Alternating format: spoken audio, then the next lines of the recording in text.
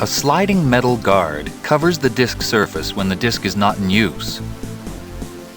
A lever inside the drive pushes the cover back when you insert the disc.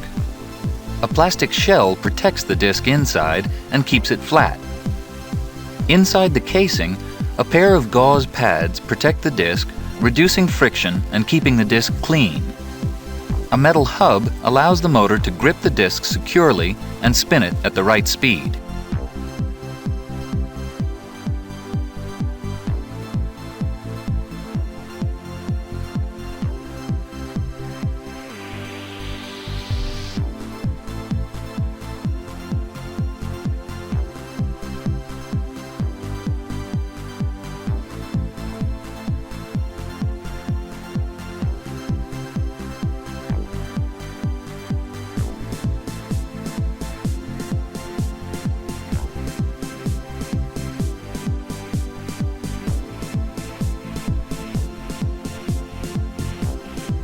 The surface of a magnetic disc is divided up into tracks and sectors.